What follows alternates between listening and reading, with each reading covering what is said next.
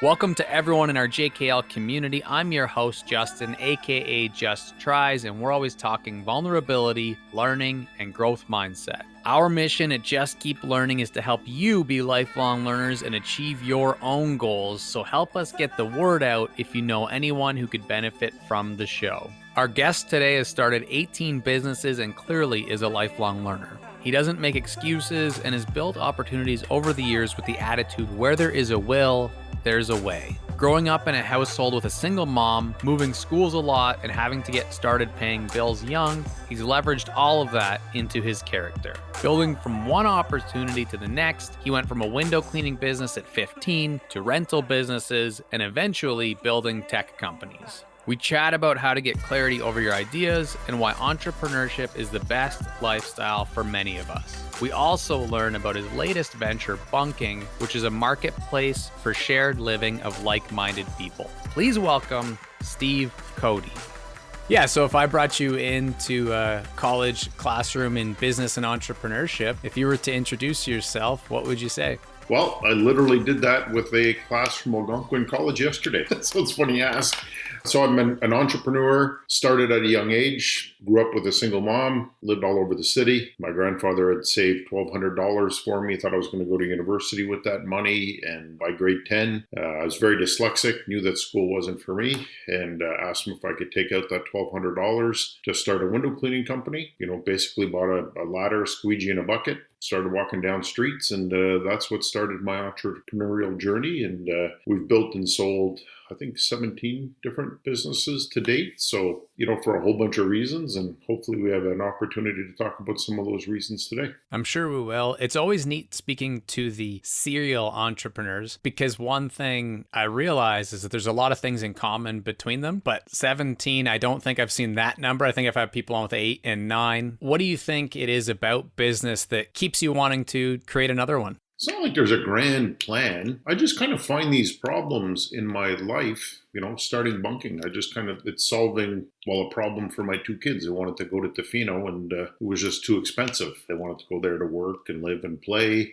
Started Ruckify because I needed a chainsaw, and, figured a neighbor had one, but I had no way of knowing it. Started Cody Mobile Auto Detailing because my wife was always mad at me because the car was dirty. I never really had time to bring it in to get it detailed. So I thought, why not create like an auto detail company where they come to your house and clean your car, right? So, yeah. So I think everyone has kind of its own purpose, and it's really just more about solving my own problems. And I think an entrepreneur is a lot like an artist at heart. I'm not an artist, but I can imagine that they love painting pictures and they get right into it. They have a vision and they want to see it through. And I think an entrepreneur is a lot like that. So we get this vision, we get excited, and we want to see it through. And that's really what I've been doing my entire career. Well, like you said, I'm sure we will talk a lot about the specifics around those different businesses and tips and tricks. Before we do, in terms of going into that first business where you took out the $1,200 to do it, what do you think it was in you that allowed you to do that, or wanting to do that? Did you learn from someone else, or were you inspired by someone, a mentor? What made you take that leap where others might have just wanted the $1,200 to go spend it? You know what? I've thought about it. It's a really good question. And I think, so my mother cleaned houses for a living. So we lived in all the projects in Ottawa, a lot of the tough areas, and we moved around, and I'd have to go to work with her when I was, before I went to school, or even after I started going to school. I never really knew somebody that had a job. Like, we had a pretty rough upbringing, so people really didn't have jobs. She went, cleaned somebody's house, and there was money or a check or something sitting on the table when the job was done. You kind of got paid right away for your work. So I don't even think I had a sense of working for somebody else for like 40 hours and then waiting a week or even 2 weeks to actually get a paycheck. Kind of never occurred to me. The other thing is like, I think I was 15 when my mom said, like, either start paying rent or get out. I had to make money, right? And she's a great person. She's an amazing person, but you got to stand on your own 2 feet. Yeah. That's a fascinating part of parenting that I find, figuring out that balance between enabling or allowing people to have everything and not having to figure it on their own versus some with, for the lack of a better term, but like rough upbringing where people then figure it out and it becomes a strength. And that's always been interesting to me. I think another good example. So we didn't have a lot of money, but my mother always had a dream of having a cottage. And I remember she found an ad in the Penny Saver. So we used to get a newspaper called the Penny Saver, and there were ads, and she found this cottage property for sale, and it was $5,000. She had been saving, and I was 15 at the time. So we were able to buy the cottage property. It was up in Bouchette, Quebec, and she told me that I'd be the one to build a cottage. And we didn't have a lot of money, so I would have to get things from the scrapyard and, go to a local farmer, see if they were cutting lumber and kind of build it that way. 15 years old, I literally, and I knew nothing about building like a house or construction. So I would go around construction sites and see how the walls were put together, see the studs, they're like 16 inches apart and, kind of just figure out all these things. And I literally built what I think was an awesome 3-bedroom cottage when I was 15 years old. That's a pretty special story to have. I didn't know any better. So I've always been careful with my kids in terms of I don't try to help them. Like if they're going to build a fort or they're going to do something, like I purposely don't help them. Like I let them fall. It's hard though as a parent. There's no question. Well, and I see this a lot to bring it back to, single mom growing up trying to raise kids. And a lot of times they may be a teen mom. In my personal case, my oldest daughter is adopted from a teen mom who wasn't able to see parenting her through. And knowing a lot about that sort of world where I've taught probably a couple hundred students who struggled through that experience themselves, a lot of people have quickly jumped to conclusion, not knowing someone who's a teen mom parenting on their own, just making assumptions that, oh, those poor kids. And I am sticking up for them saying, in many ways, this is going to provide them strengths that somebody else couldn't just kind of fake or mimic. You have to actually go through that. So I think it speaks for itself versus it being a question. But was there anything else about that, do you think, that you lean on as far as it being of benefit? Maybe that whole cottage thing and window cleaning company, I had no idea I was scared of heights. That was my first big problem. Try starting a window cleaning company and being scared of heights. That teaches you how to work through problems. So I had to solve it by hiring people. I mean, I'm just young and I'm hiring 40-year-olds, first time hiring anybody. So again, you're kind of put in this tough situation where you kind of really have to make it work. But, when you look back, man, do you ever learn a lot from that, right? So, and I think I take a lot of that now. And when we build companies, I was literally just talking to my daughter about it yesterday, where I can look back, like, we've hired, I don't know, like literally thousands of people, I think, in my career. But the ones I've really enjoyed hiring are just people that have a sparkle in their eye, and you just know that they can do more than probably they even think is possible. And it's so cool to watch them kind of grow in their career. And just, that's the position I was put in. I think I ended up, had I thought about it, there's no way I'm building a cottage. Like, there's no way am I starting a window cleaning company. I'm scared of heights. One of my biggest, what I feel are accomplishments is really finding diamonds in the rough, whether they stay with us or they move on and they do something else. Awesome. And there's lots of stories about people we've done that with. A lot of this ties into upbringing. You mentioned your daughter and obviously raising kids. When it came to school, what was the school experience like for you when it came to learning? Were you the one that wanted to bust out of there to go be an entrepreneur and artist, or was school something you enjoyed?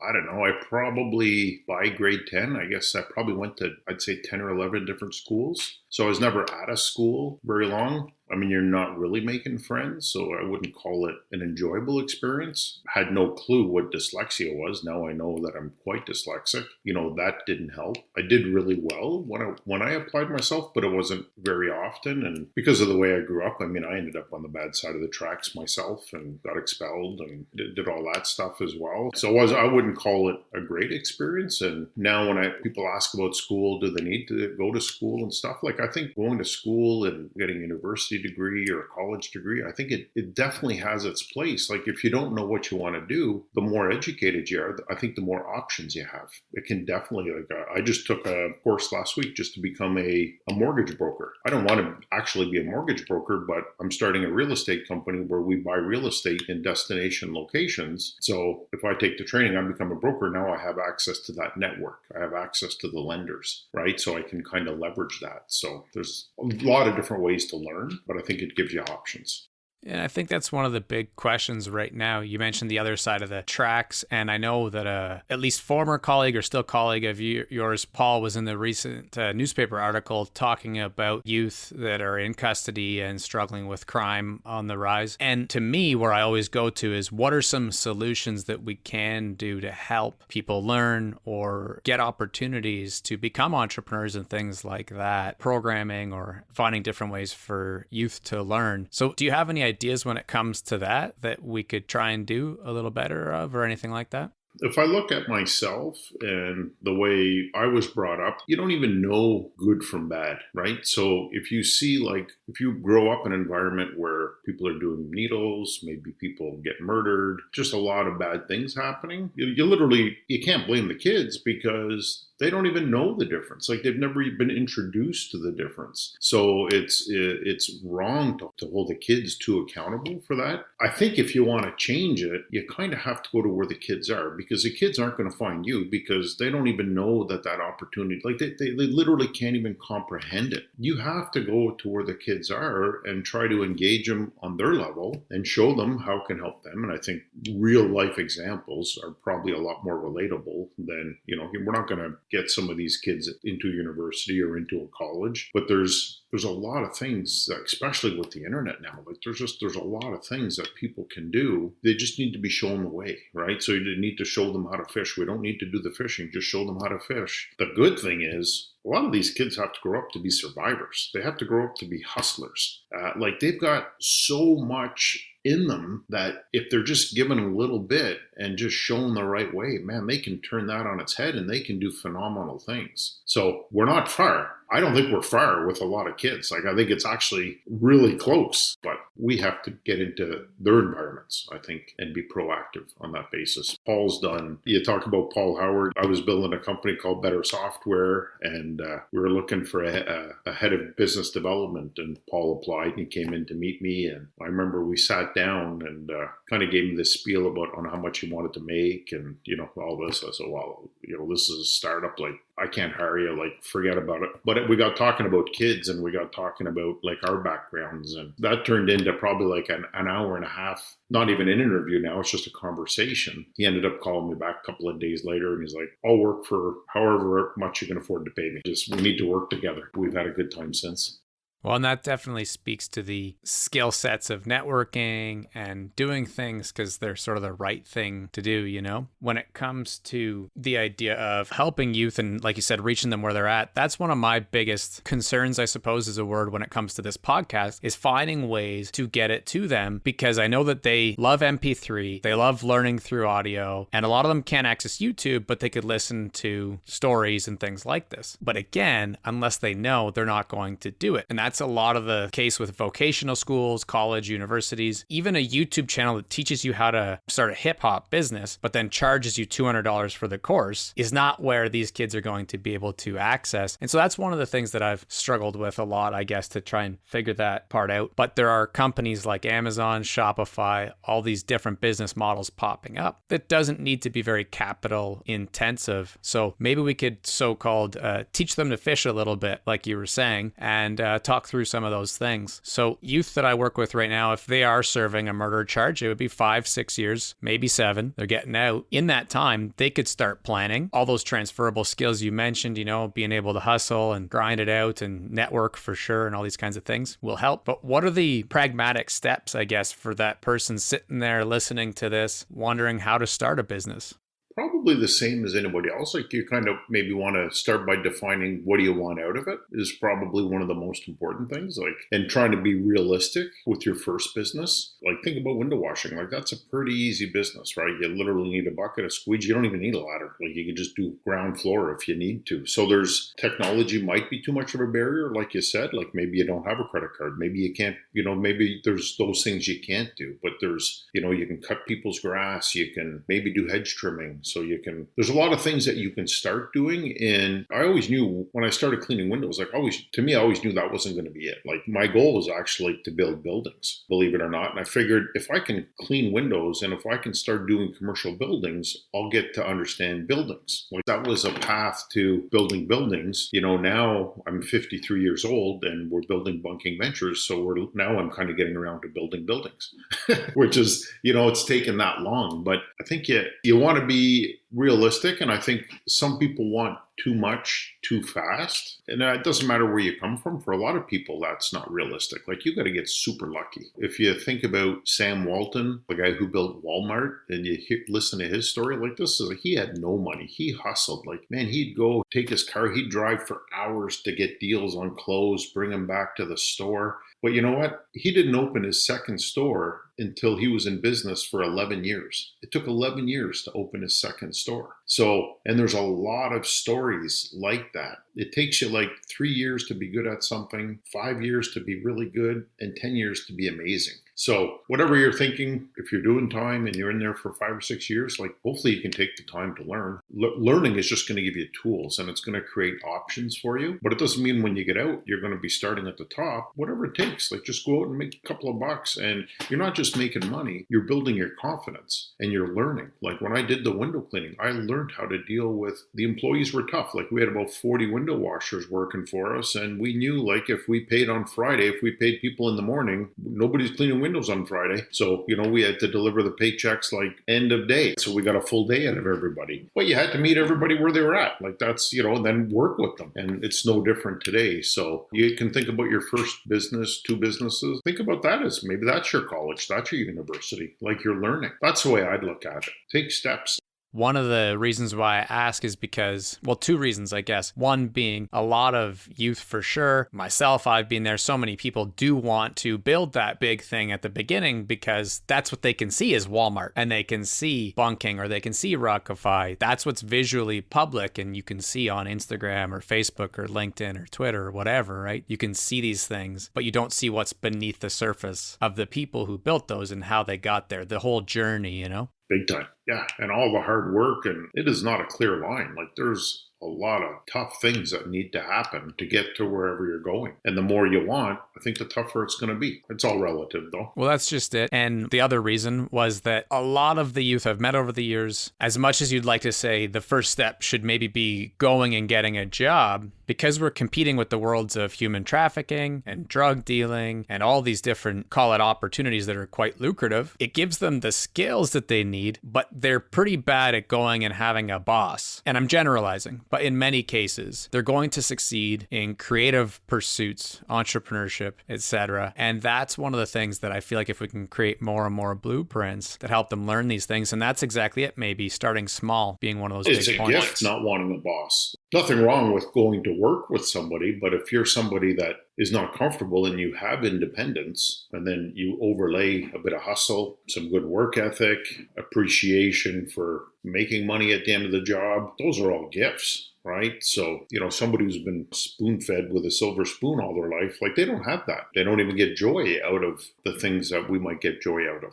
And it's the scalability factor too. I think you look at a kid who wants to start a street clothing brand or create their own music. They're willing to work for free for 11 years to finally have that thing pop because they're actually loving it intrinsically, or it's cool to them, versus they can't go work 11 hours at a restaurant with someone telling them what to do. And so that's an interesting part. Loving what you do is a huge part of it, right? If you're going to get up and you're not, I could not have a job. When we sold our equipment rental business, we sold to Hertz, which was owned by Ford Motor Company then, and I signed a 2-year employment contract with them. And man, I can remember my first day, like being an employee, I came home and I was like, oh man, and they were paying me well. Anyways, I lasted about 2 months and I wrote them. I said, like, you guys are great. Everybody's great. This just is not for me. Anyways, I ended up leaving a really well-paying job. It's the first time I think my wife was kind of mad at me. But anyways. Ever?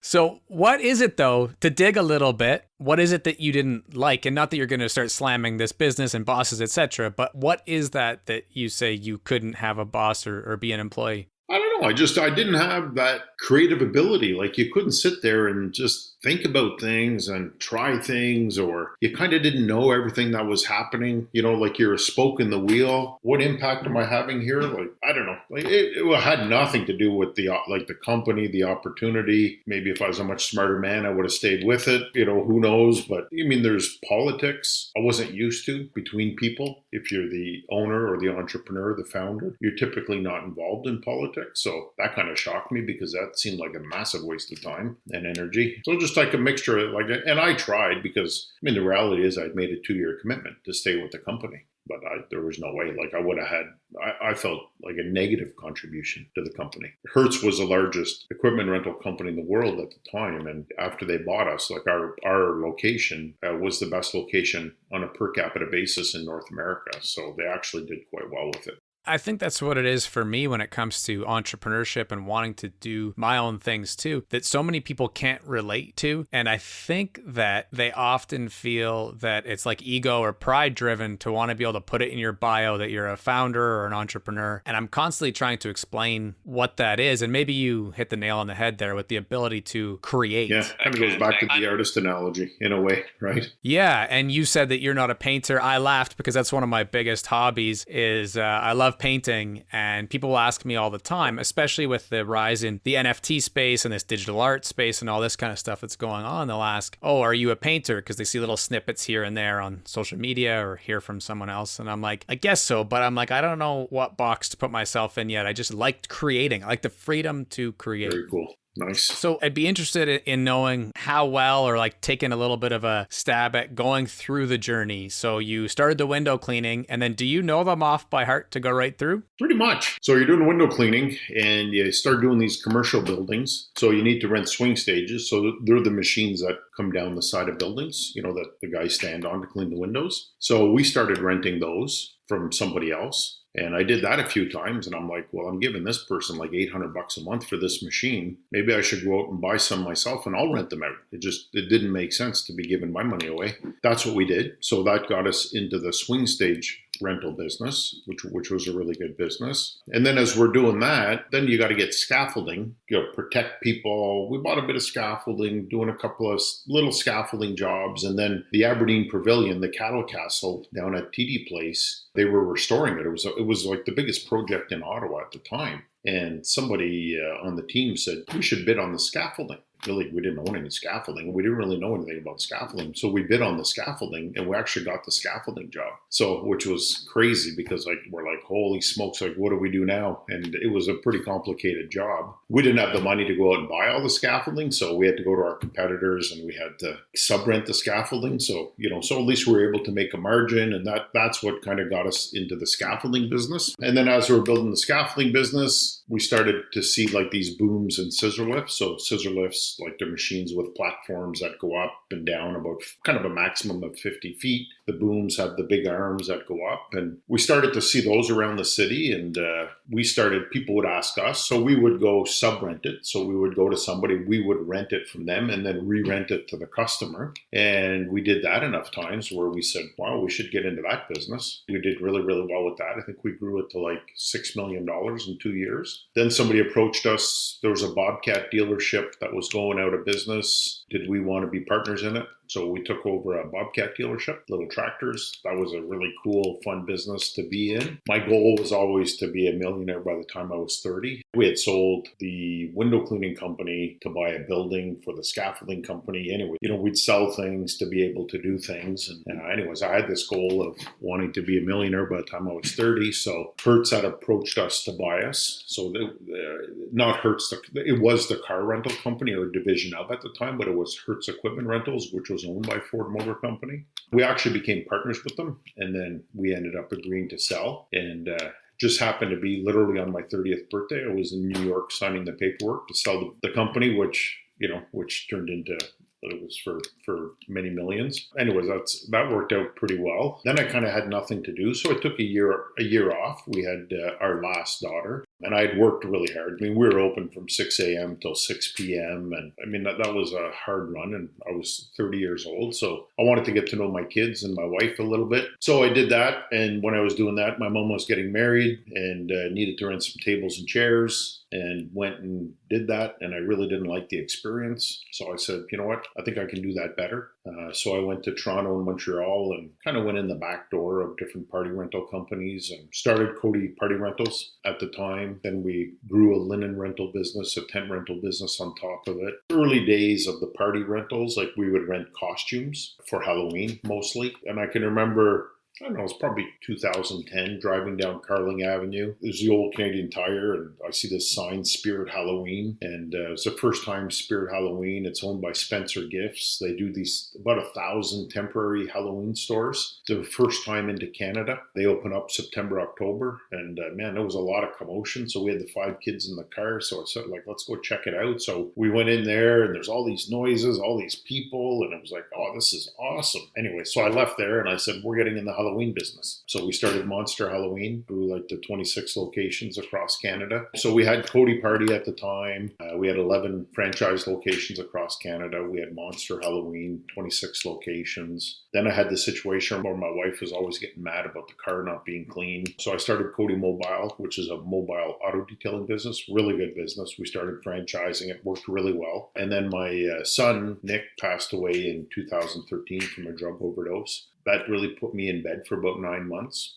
Couldn't get out of bed, only like to have a hot bath or to go for a long walk. So we had to sell all of our companies. Anyway, so it was a really tough time. By August of 2014, I was better. And all we really had left at that point, we lost a lot. So when you're an entrepreneur, you have a lot of balls in the air, and when the balls start falling. So then now we owe a lot of money, and people are like, oh, you should go bankrupt and start over. And I'm like, no, there's no way I'm doing that. But we had built this software to run our businesses. Like, I knew nothing about software. I just knew we needed a better way to run our businesses. So I hired this guy, John, to build the software. And he had done that for about 4 or 5 years to run our different businesses. So by August 2014, we still had this software. We didn't have, we didn't have the companies anymore, but we still had this software. So I said to my family, I said, I think we're going to get in the software business. And they're like, there's no way, like, you know nothing about it, like, can't even operate your phone. Like, how the hell is that going to work? My wife saw a thing on Twitter where there was what they call as an accelerator program. So they were doing this program out in Canada. This Terry Matthews was putting it on. You would apply, and if you got into it, you went into this 9-month program, and they would literally show you how to build a tech company. Didn't cost you anything. And I thought, oh my God, like, this is exactly what I need. So they had over 300 companies apply. So you applied to this program. Their idea was they would select 20. 20 would present to these investors and all of these people to what were the best ideas. And they would select as many as 10 to get into the program. Anyways, I applied to the program because I definitely need this program. 2 days before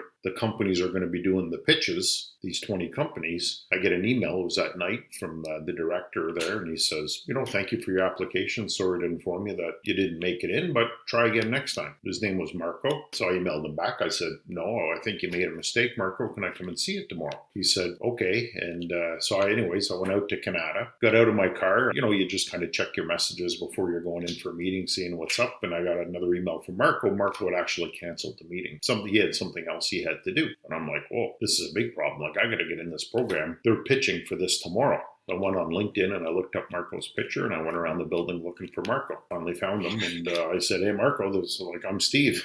So, and can we talk? So anyways, we sat down and said, oh, I think we had a cancellation. I think we can get you in. I said, great. I said, so like, what do we need to do? He said, oh, you got to prepare this PowerPoint presentation, and then you got to present all these, there's going to be about 40 people in the room. And I said, well, I got a couple of problems. He's like, well, what are the problems? I said, I have no idea how to put a PowerPoint presentation together. I don't know how to do that, Marco. And I said, I've never presented to anybody in my life. So how can we kind of get around that? And he said, well, we'll get you a mentor and we'll make sure you're the last one to present. And we did that, practiced with the guy, and he made the presentation. And I presented to that room. And first thing I told him, I said, I know nothing about technology, but I can sell. So I was very honest with the whole room right off the bat. But apparently that's kind of what sold them. Came home, had some Chinese food with the family. And in the middle of eating Chinese food, my phone rang. I picked it up and they said, congratulations, you're in. There were only 2 companies selected out of over 300, and we were one of the 2. That was really my journey, my start of being in technology. And then it's like, oh, you got to raise all this money. And it's like, oh man, I got to ask strangers for money, and did that. And we raised, I think it was about $9.8 million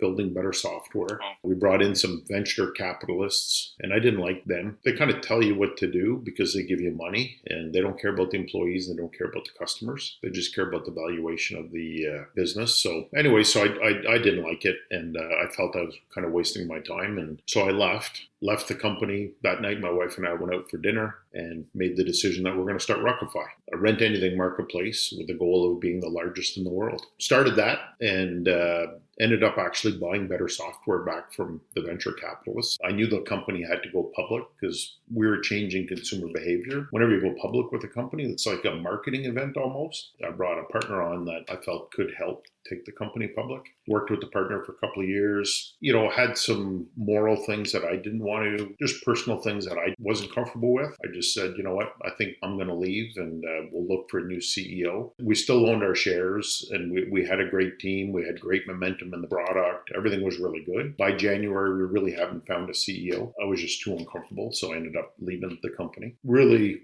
didn't know what I wanted to do. I'd heard about Elon Musk and building Starlink, so he's putting all these satellites around the globe, and he'll have the planet covered by 2025, and anybody in the world will have internet access. So when I heard that, I'm like, wow, that's cool. I mean, that's going to change how we live. And so I thought, next business I do has to kind of ride in those coattails. Bunking, it was my son and daughter wanted to go to a Tofino, which is like a surf town on the west coast of BC. They were going to go there. They were going to live for 3 months, work, surf, play, till they found out the Airbnb was going to cost them $6,000 a month. I said, rent the Airbnb and then go to Craigslist or Facebook Marketplace, rent out your couches, rent out your extra rooms, and you get enough people living with you, you might live for free. But then my daughter's like, well, what about the axe murders, and how do people pay? And anyways, and then she was like, if we're going to do this, she's a TikTok influencer. So she's like, I want to live with other TikTokers. My son is a product management developer. So he's like, I want to live with other software people because I don't have an office to go to. So I kind of thought about that for a bit, and I came back and I said, I know how we can solve the problem so you guys can go to Tofino. It's like, we're going to build a marketplace, and it's going to be called Bunking. The way it's going to work, you guys can go to Airbnb, you can rent that sucker for $6,000 a month, come back to Bunking. One of you becomes the organizer or the host. So say it's my daughter. She creates a bunking pod. She says, my pod's for 8 people. And the theme of my pod is collaboration for TikTokers. The rules to get into my pod, you can't have a criminal record, maybe. You need good credit. Got to be double vaxxed. The characteristics of my pod might be we're all under 30. We go to bed around 2 a.m. We're all messy. We all like to surf on the weekends. We all sleep in. Kind of doing all that in advance, and then configuring. I've got 3 couches. You can rent those by the night for $25. I got 1 room with 3 beds in it. This is a charge per bed. And so think about a dating app, a hostel, and Airbnb. We're kind of a mix of all 3. Kind of a long-winded way of telling you that journey. Long-winded but amazing, and to me it made me think of probably 10 more questions, but I won't keep you for too much longer. First off, though, out of respect for your son and just to kind of pay tribute in any small way possible, I think the legacy that you're living and all the things you're doing are pretty special. And I know a lot of these topics we've talked about are things that if somebody were to listen to and be able to overcome addiction and fight that battle a bit, become an entrepreneur, this show can really help them a lot, and all the things you're saying are definitely helpful. So So I trust that he's looking down proud of everything that you're doing. Thank you. When it comes to bunking, though, to stay there for a second, because I know that that's like the big thing right now, to bring some clarity. Because when we're so close to something, you can say things off the cuff and then people might be like, what exactly do you mean? So I'll ask some follow-up questions with bunking specifically. Is it a long-term thing in the sense of like she could post the stay is 1 year, or is it more like always 24-hour changes? What does that look like? Totally up to the host. So I'll give you a good example. We hire a lot of international students, software developers and stuff. So a lot of them come from India. And these people are incredibly brave. So they come here on their own. They don't know the language. They don't know the culture. Maybe they're renting some place on Kijiji and given a $500 deposit. So they don't even know if the place is going to be here when they show up. So with bunking, they could literally look for a bunking pod with other Indian students, right? Or whatever, Chinese or whatever they're, even if I'm going to university and I'm studying law, and I want to find other roommates that are studying law. So they're like-minded, right? So maybe I'm a gamer, like maybe I'm a fanatic gamer and I do esports. Maybe I want to live with other gamers. Like that'd be pretty cool. Maybe I want to do that for a week, maybe a month, maybe a year. Totally up to the host to configure their bunking pod in terms of how long it will be. And it can be, I want to travel across Canada. So I'm going to create a bunking pod of 4 to rent an RV and we're going to go across Canada. Could be I'm going to rent a yacht. Could be I'm going to go live in an igloo. It's this platform to connect people, because if you're with like-minded people, you're going to get a lot more value out of that. And then, when you have rules that are kind of established ahead of times and then characteristics, which are really expectations, I think you have better outcomes at the end of the day. Yeah, I see it similar to like online dating meets rideshare, but solving a current problem that's not very well solved right now. And it also reminds me of, I had one 21 years ago. I lived with 6 football players, thinking back to the university days. Good or bad? Yeah, very good from, let's call it June to December when you're being productive, maybe less good from January to May where you're being less productive. No, we were pretty good. And I think that will really solve problems for a lot of people. Where are we at in terms of the development of the company? Can people sign up to be a host? Are you still testing things? Yeah, so it's in development right now. There's about 12 developers working on it. We're doing right now, we're literally in the middle of our first bunking beta. So it's up in Sandbanks near Kingston. So we rented a place on Airbnb, put 9 strangers together. People could apply to go online. We had close to 100 people that applied. The theme is work from anywhere, people that have to continue working when they're there. We collected a bunch of data before it started. We're collecting a bunch of data during. Are people going to be interested? The fact that we had close to 100 applicants was a very positive sign. People were willing to share pretty personal data. That was a very good sign. How do people get along and just all these different things. How much value is in it for them? Yeah. We may do another one before our launch of our product. But when we launch, it's a slow launch. It's not like a big grand opening in technology, a launch it, but you want to learn. You're not going to nail it on the first pass. So we need to learn, make corrections, and then we can really start scaling it. As soon as I saw it, I wanted to do it, thought of different reasons why I would do it and where I would go and who I would post to join me, etc. I think in the content creation space, it's just massive. Yeah, to give you a quick personal story, I love filmmaking and creating, podcasting clearly, but I was getting frustrated with spinning my tires a bit in terms of actually getting good at it. And I was like, I always say I'm going to be a filmmaker. A couple of years ago, I was frustrated with not actually pushing myself to do it. So I got in the van, I told my wife and kids, I said, I'll be back in 48 hours. And I drove to New York City. Wow. And as soon as I got to New York City, I hopped on Instagram and started messaging different people to say like, look, I'm a filmmaker. Can I get together with you and interview you about your process? And in about 30 hours, I didn't go to bed because I didn't have anywhere to stay, which bunking could have helped. Yeah. I got together with a makeup artist who has Netflix movies, a filmmaker from Hawaii who's super successful, but was living in New York City at the time, a hip-hop musician who sings on the street, and then another musician who sings down at World Trade Center on his lunch break every day. And within a day, went out and made mini documentaries with 4 or 5 people. So concepts like that, going to conferences like NFT NYC's coming up in a couple weeks, and everyone's talking about where am I going to stay, and nobody else knows NFTs. That's the joke. So nobody's going to know what the hell I'm talking about. Things like that I see being awesome solutions with something like bunking. Yeah, we can't find anybody else that does it. So it's there's kind of this white space And yeah, we're super excited. I mean, the used cases, and just think about loneliness, right? The UK just appointed a minister of loneliness. Japan has one. Germany has one. Just helping to solve that problem, helping to solve like the homelessness crisis, right? Where people just can't afford to live. And, I think we can connect people that want company with people that can't afford rent. Or maybe somebody who's a great handyman who needs a break on rent. Like there's just a lot of opportunities. Golden Girls, bunch of older ladies that want to live together or whatever. Yeah, so it's literally for shared living or travel. So we're trying to connect like-minded people.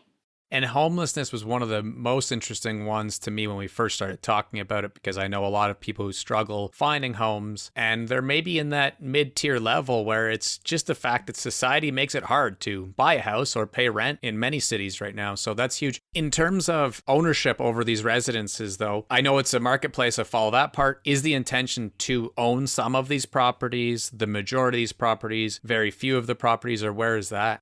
We'll own very few. Like it's going to be a huge marketplace. We're starting it's called Bunking Ventures. So what we're doing with Bunking Ventures is we're buying real estate with partners in destination locations. Think Costa Rica, think Greece, buying these places, then converting them to shared living. So renting them out by the room, because now we have the tech to do it. Because we're building this community of like-minded people, basically different interest groups, we think we can bring more value to when we buy the real estate. Because if you look at a lot of these areas like Greece and Costa Rica, like they've got 3 or 4 months out of the year where they have a hard time filling the rooms or the places because the weather isn't as good. Because we deal in about 110 different interest groups, we think we can fill it up because of interest, not just because of weather. Instead of our place being fully occupied 8 months of the year, maybe we can be fully occupied 12 months of the year. So first off, you're converting it to shared living, boom, you get a revenue boost. And then if you look on an annualized basis, it's even better because occupancy rate is way higher. Part of that is to be able to use the real estate to remortgage these properties, use the money we remortgage, half would go back to our partners, but half would come back to actually fund our tech company. So instead of having to look for external money, we can almost have one part of the business create the money to feed that part of the business, if that makes sense. Yeah, it builds it very machine-like, for lack of a better term. Yeah. I love it. And in whatever way, small tweeting something or doing another piece of content or just liking posts and making comments, I will support it as much as possible. Someday I'll certainly create a bunk. What's it called if you create a pod? You said pod, right? Well, yeah. So a bunking pod is something people would commit to. What I didn't talk about is you can also create a wish pod. Example would be, I've always thought it'd be really cool to live in an igloo for a couple of weeks. My wife does not share that enthusiasm. So I could create a wish pod, say, here's kind of what I want to do. It's going to be probably in Alaska. I'd like to do it in January or February. I'm looking for 4 to 6 people. It's going to cost us $800 to $1,200. So just kind of highlighting all that. And then anybody who's interested could say they're interested. So when I see enough interest, then I can convert it to a bunking pod. So I'm not really taking any risk. Like I don't have to commit to renting out that igloo or something.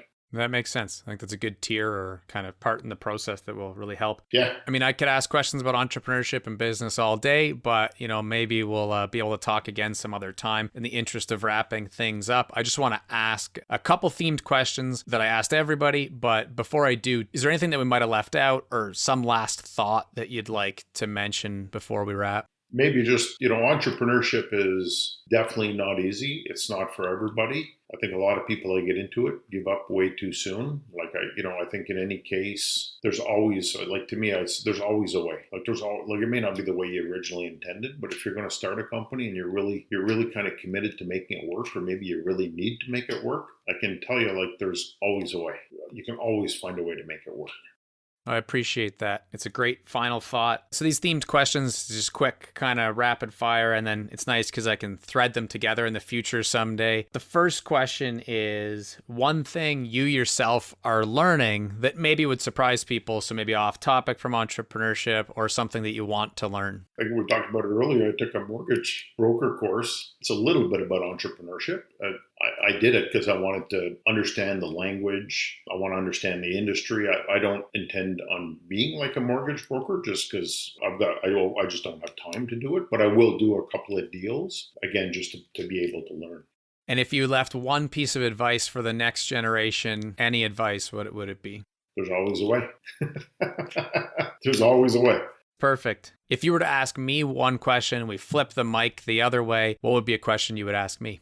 Where does your passion in terms of helping youth, where does that come from?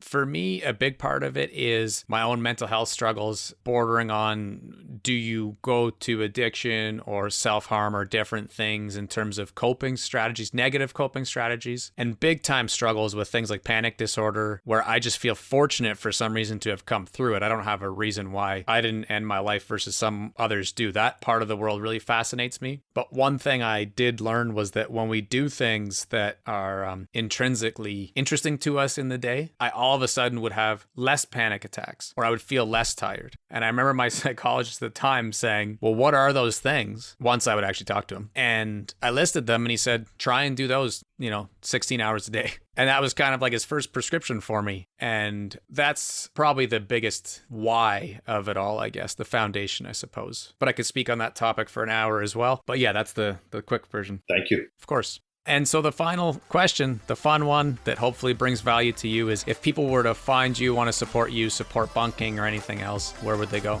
LinkedIn's the best. So if you're on LinkedIn, Steve Cody, so Cody is how you spell my last name. And I spend a lot of time on LinkedIn. Yeah, and feel free to reach out if I can ever help anybody with anything. Awesome. Well, you're a great role model. I suppose I can call you a mentor, and appreciate you taking the time to do this. Thank you. Great job. Much appreciated. Have a good day. Thank you. End scene. That was great. Thank you. Thanks. Take care. Dear JKL community, thank you so much for being here. I really hope these are helping you or someone you love. It's hard to get all of these stories to spread, so please do pass them along. Also, if you have a request for anyone that you would like to hear from on the show, just let us know. Thank you to our guest, Steve. Really interested in seeing the businesses he builds now and in the future. It's our goal to have this show help millions of people, so please subscribe, leave reviews, but most importantly, pass it on to someone who could learn from it. If you like content that'll help you learn to own your big dreams, then follow us at JKL to help you get your ambitions really going. Until the next episode, all the best, and remember, just keep learning.